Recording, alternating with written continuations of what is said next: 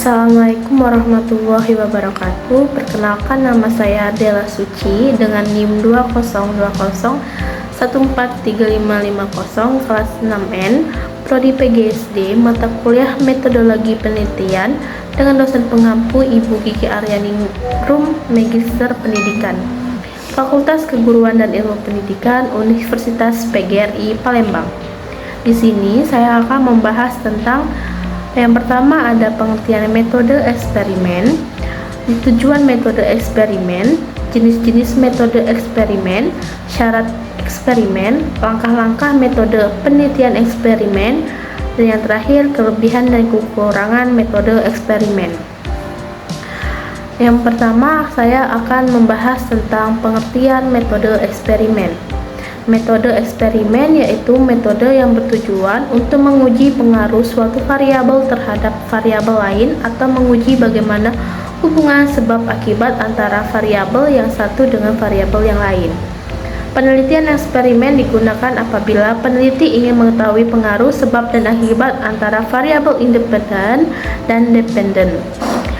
Ada tujuan metode eksperimen. Secara umum, tujuan dari penelitian eksperimen ini untuk menemukan atau mengetahui pengaruh dari suatu tindakan terhadap kelompok tertentu.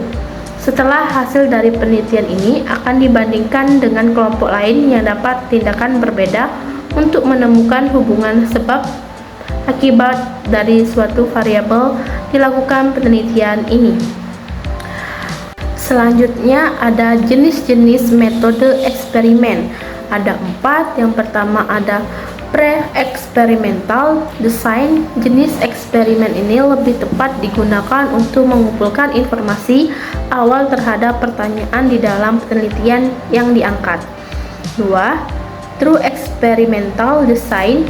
Jenis true experimental design adalah penelitian eksperimen yang dapat mengontrol semua variabel, di mana variabel luar yang ada memiliki pengaruh terhadap hasil. Itu sebabnya perlu adanya variabel kontrol. Quasi experimental design. Bentuk dari pengembangan true experimental design ini, meskipun jenis ini terhadap kelompok kontrol, namun fungsi kelompok kontrol tidak dapat mengubah secara penuh variabel luar yang memengaruhi penelitian. Yang terakhir, factorial design. Jika kamu kebetulan penelitiannya melibatkan lebih dari 2 atau lebih variabel bebas yang dimanipulasi, maka bisa menggunakan desain faktorial. Adapun syarat-syarat penelitian eksperimen. Wilhelm Wundt dalam ALSA 2004 mengemukakan syarat-syarat yang harus dipenuhi oleh peneliti dalam melaksanakan penelitian eksperimental, yaitu 1. Peneliti harus dapat menentukan secara sengaja kapan dan di mana ia akan melakukan penelitian. 2. Penelitian terhadap hal yang sama harus dapat diulang dalam kondisi yang sama. 3. Peneliti yang harus dapat memanipulasi, mengubah, mengontrol variabel yang diteliti sesuai dengan yang dikehendakinya. Dan yang terakhir, keempat, diperlukan kelompok perbandingan, control group, selain kelompok yang diberi perlakukan atau experimental group. Langkah-langkah metode eksperimen. Menurut Sukardi 2003, pada umumnya penelitian eksperimen dilakukan dengan menempuh langkah-langkah sebagai berikut. 1. Melakukan kajian secara induktif yang berkaitan erat dengan permasalahan yang hendak dipecahkan. 2. Mengidentifikasi dan mendefinisikan masalah. 3. Melakukan studi literatur dan beberapa sumber yang relevan, memformulasikan hipotesis penelitian, menentukan variabel dan merumuskan definisi operasional dan definisi istilah. Membuat rencana penelitian yang dalamnya mencakup kegiatan A. Mengidentifikasi variabel luar yang dapat diperlukan tetapi memungkinkan terjadi kontaminasi proses eksperimen. B. Menentukan cara mengontrol. C. Memilih rancangan penelitian yang tepat.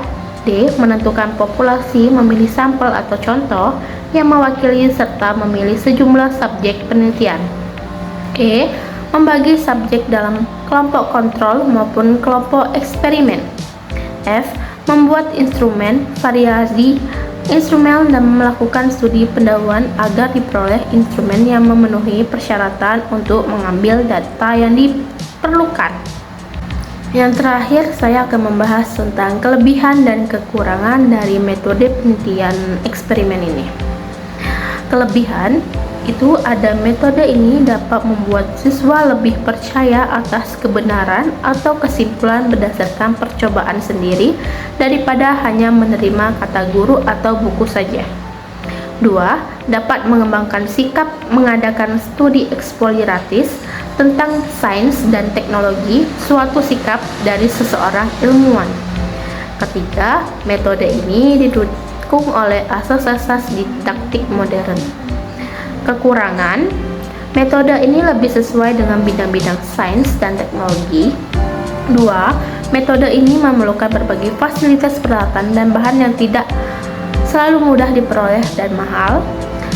3. Metode ini menuntut ketelitian, keuletan, dan ketabaan. 4. Setiap percobaan tidak selalu memberikan hasil yang diharapkan karena mungkin ada faktor-faktor tertentu yang berada di luar jangkauan kemampuan atau pengendalian.